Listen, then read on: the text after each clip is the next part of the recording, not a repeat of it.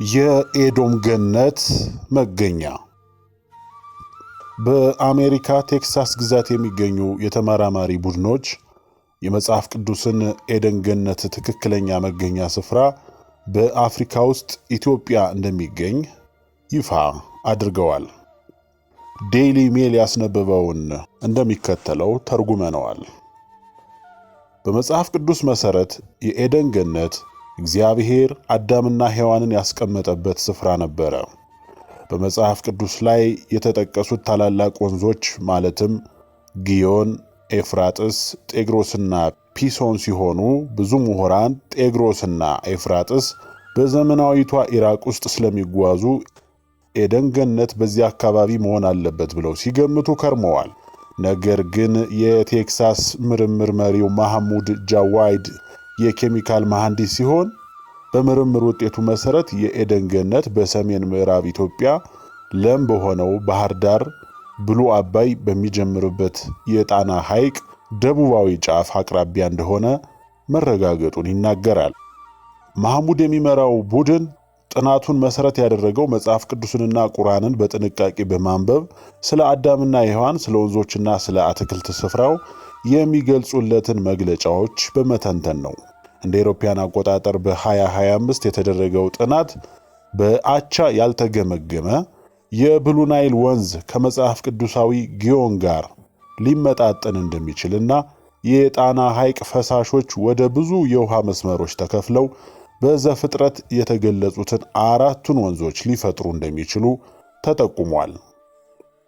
ቀደምት የሰው ልጆች ዝግመተ ለውጥ እንዲሁ በዚህ ጽንሰ ሐሳብ ውስጥ ሚና ተጫውቷል። አዳም የሰው ልጅ መገኛ ነው ተብሎ በሚታሰበው በምስራቅ አፍሪካ ስምጥ ሸለቆ ውስጥ ከሆነ በምስራቅ አፍሪካ ስምጥ ሸለቆ ውስጥ ከሆሞ ሃቢሊስ ወይም ከኦስትራሎፒቲከስ ዘግይቶ ከተገኘ የአውስትራሊያ ስምጥ ሸለቆ ሊሆን እንደሚችል ሐሳብ አቅርቧል።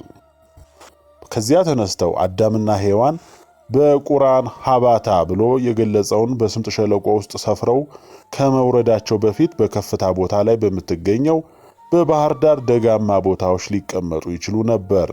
ምክንያቱም ክልሉ ከባህር ጠለል በላይ 6000 ጫማ ከፍታ ላይ ስለሚገኝ ለምለም እጽዋት፣ የተትረፈረፈ የዱር አራዊትና ብሉ ናይል የሚጎርፈው ከሁለቱ መጽሐፍ ቅዱሳዊ የኤደን ወንዞች መግለጫና የቁርአን ጽንሰ ሐሳብ ጋር የሚጣጣሙ ባህሪያት ናቸው።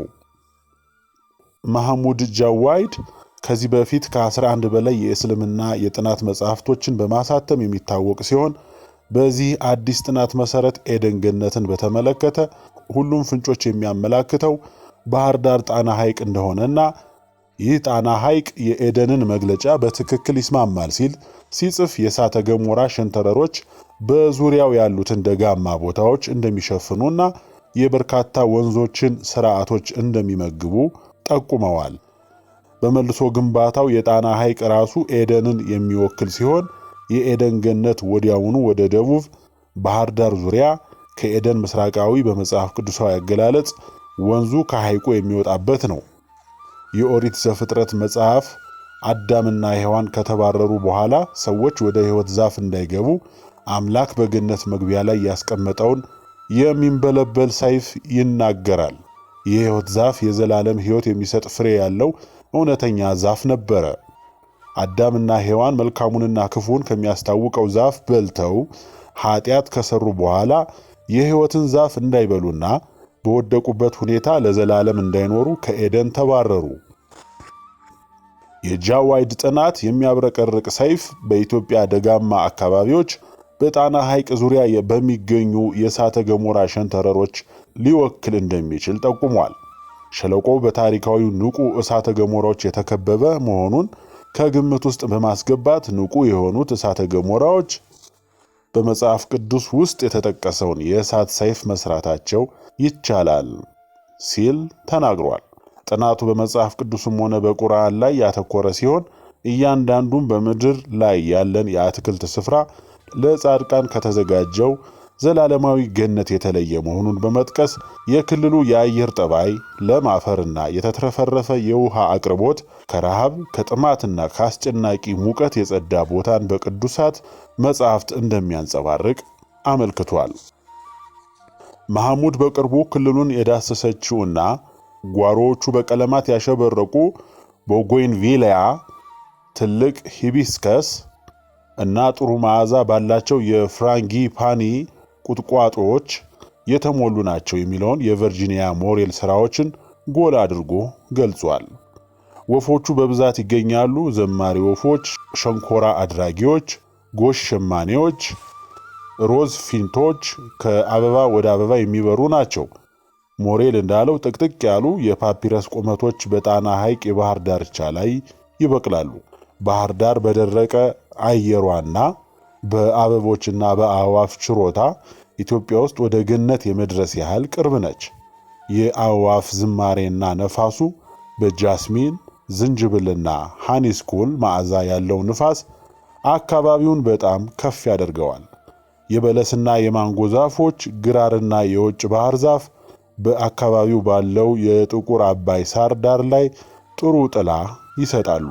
እነዚህ ዝርዝሮች መሐሙድ ጃዋይድ እንዳለው ክልሉ በምድር ላይ ለገነት በጣም ቅርብ ቦታ እንደሚሆን ጠቁመዋል። በቁርአን መሠረት አዳምና ሐዋ ወይም ሔዋን ከፀሐይና ከሙቀት የተጠበቁ ስለነበሩ የተለያዩ አይነት ፍራፍሬዎች የሚበሉበት፣ ወፎች የሚዘምሩበትና ጥሩ መዓዛ ያለው ንፋስ የሚሸቱበት ባህር ዳር ጥሩ ቦታ መሆን አለበት ሲል ጥናቱ አስነብቧል። የመረጃ ምንጫችን ዴይሊ ሜል ነው።